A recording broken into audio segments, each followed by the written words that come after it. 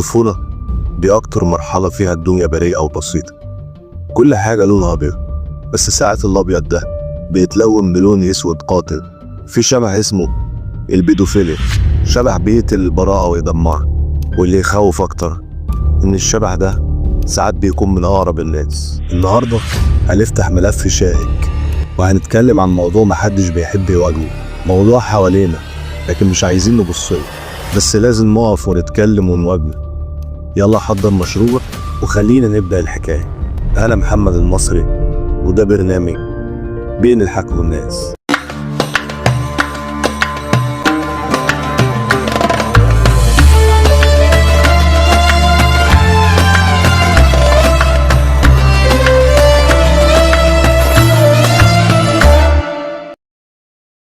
الحكاية بدأت مع كريم، طفل عنده 9 سنين عايش في حي شعبي، وكل يوم بينزل يلعب مع أصحابه في الشارع. كان بيروح كتير بيت جاره عم فتحي، راجل كبير في السن وعايش لوحده، بيحب الأطفال ودايما يجيب لهم حاجات حلوة ويفتح لهم بيته. الناس كلها كانت شايفاه طيب وحنين علشان بيضحك مع الأطفال ويفرحهم. في يوم كريم رجع البيت متغير، ساكت، وكل شوية عيونه بتدمع من غير سبب. أمه بدأت تلاحظ إن في حاجة غلط، نظراته كلها خوف مش مريحة. الأم حاولت تسأله وتعرف ماله، لكنه فضل ساكت ومتكلمش. ومع الوقت كريم بدأ يتغير أكتر، مبقاش ينزل يلعب مع أصحابه وبقى دايما قاعد لوحده، مش كريم اللي أم عارفين. وفي يوم دخلت أمه الأوضة بتاعته، لقته مستخبي تحت السرير وجسمه بيترعش. قربت منه، حاولت تهديه وسألته مالك يا حبيبي؟ قال كلمة واحدة، مش عايز أروح عند عم فتحي تاني. بالراحة بدأ كريم يحكي، قال إن عم فتحي طلب منه يدخل الأوضة التانية علشان يفرجوا على لعبة جديدة. قفل الباب وحصلت حاجات كريم ما كانش قادر يحكيها، حاجات كسرت جواه البراءة وخدت منه حاجة عمره ما هيقدر يرجعها. الكلام ده كان صدمة. عم فتحي اللي كل الناس شايفاه طيب كان بيستغل كريم أبشع استغلال، وبيهدده لو حكى هيأذي والدته.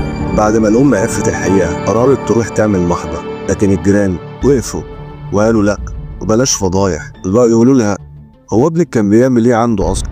عم فتحي اللي المفروض يبقى المجرم الناس دافعوا عنه وقالوا ده راجل كبير مستحيل يعمل حاجه زي كده. هنا المشكله الحقيقيه مش بس في المجرم، لكن فينا احنا كمجتمع. البيدوفيليا جريمه، ومهما كانت الظروف مفيش حاجه تبررها. الكارثه الاكبر لما الضحيه يتحول يبقى هو اللي عليه اللوم. احنا بندافع عن البراءه ولا بنحمي المجرم؟ الأطفال أمانة وإحنا دورنا نحميهم، نديهم الأمان ونسمعهم. التوعية لازم تبدأ من البيت، لازم نعلم ولادنا حدود جسمها ونفهمهم يقولوا لأ لأي حد يحاول يقرب منهم بطريقة مش مريحة. علموا ولادكم إن جسمهم ملكهم ومحدش ليه الحق يقرب منه. خليكوا دايما مركزين مع تصرفاتهم، وأي تغيير مفاجئ خدوه بجدية. ما تخافوش تبلغوا عن أي تعدي، لأن السكوت عن المجرم جريمة في حد ذاته. في قصص كتير زي كريم الأطفال مش هيقدروا يدافعوا عن نفسهم لوحدهم، دورنا احنا إننا نكون سكت، نحميهم ونوقف أي حد يحاول يسرق براءتهم. شبح البيدوفيليا مش هيمشي لوحده، لازم احنا نبقى ضده. وخليكم دايما واعيين، لأن الوعي هو خط الدفاع الأول عن نفسنا.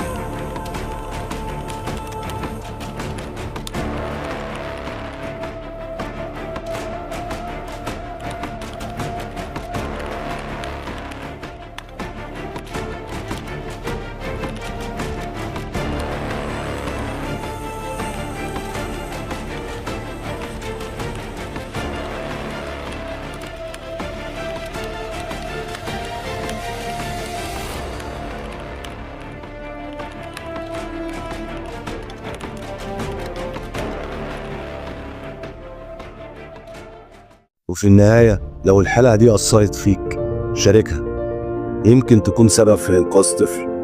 ولو عندك موضوع تحب نتكلم فيه اكتبوا لنا في الكومنتات، وما تنسوش تعملوا لايك وشير وسبسكرايب للقناة، وتبعتوا الفيديو ده لكل حبايبكم. شكرا انكم كنتوا معايا، استنوني الحلقة الجاية مع حكاية جديدة بين الحق والناس.